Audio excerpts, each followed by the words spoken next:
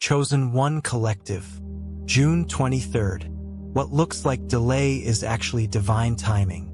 You have called it a delay because that is the word available to you when something has not arrived on the schedule you privately set for it. But the universe was never operating on your schedule. It was operating on a sequence, a precise ordering of events, people, and conditions that all needed to align before what you are asking for could arrive intact.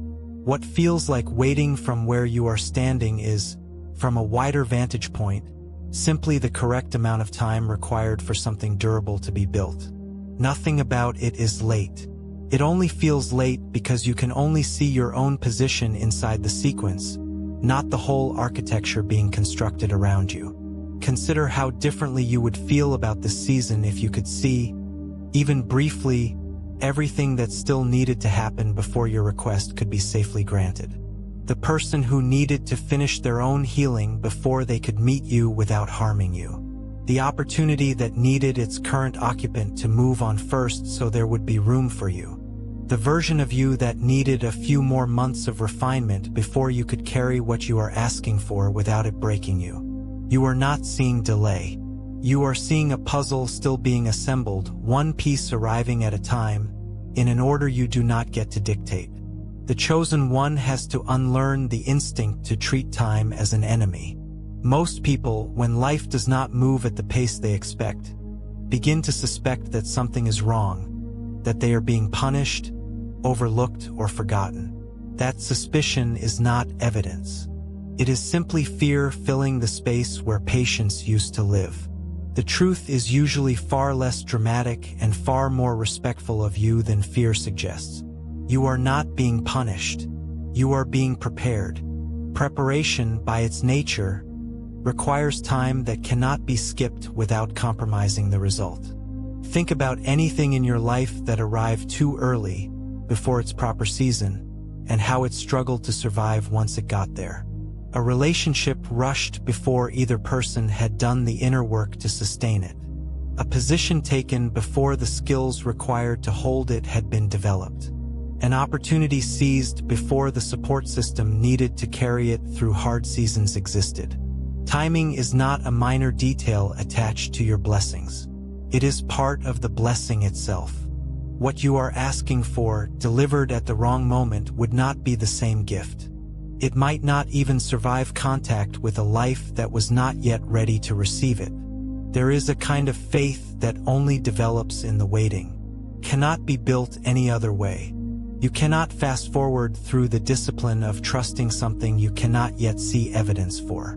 That particular strength, the one that will let you hold on to what is coming without gripping it so tightly that you crush it, is being formed in you right now, in this exact stretch of uncertainty you wish would hurry up and end.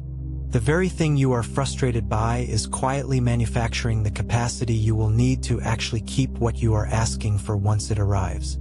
Notice also that divine timing rarely announces itself in advance. It does not send a calendar invite. It tends to become visible only in retrospect, when you look back at a sequence of events that seemed disconnected or even cruel in the moment and realize they were assembling something you could not have arranged yourself even if you had tried. This is why trust has to come before the proof, not after it.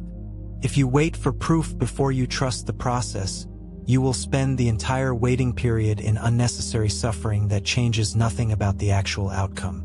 There is also a way that this waiting is rearranging your relationship to control. Most people spend their lives trying to force outcomes into being through sheer effort, as if enough pressure applied at the right point will make something arrive sooner than it is ready to. Divine timing operates on a different principle entirely.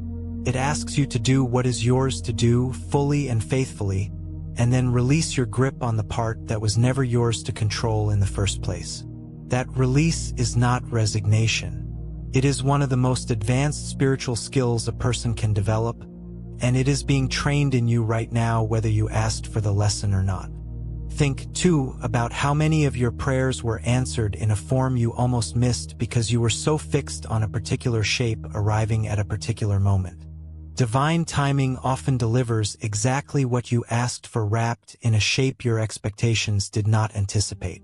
Staying rigidly attached to how and when something should arrive can blind you to it arriving in front of you already. Loosen your grip on the form. Keep your trust fixed on the outcome. What might shift if you treated this current stretch of waiting as sacred rather than wasted? Not a gap between your old life and the one you are hoping for, but an active, intelligent process working on your behalf in ways you are not currently equipped to observe. The seed does not experience the dark soil as abandonment. It experiences it as exactly the environment it needs to begin growing roots strong enough to eventually hold up everything that will grow above the ground. Close your eyes for a moment and receive these words. Whisper. What looks like delay is divine timing. Nothing about my life is late. I am not being punished. I am being prepared.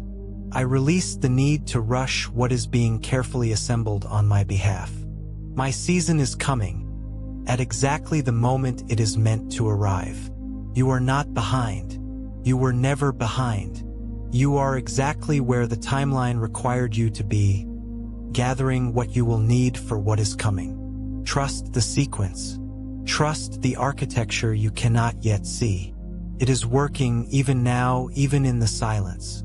This is Chosen One Collective. We will see you tomorrow.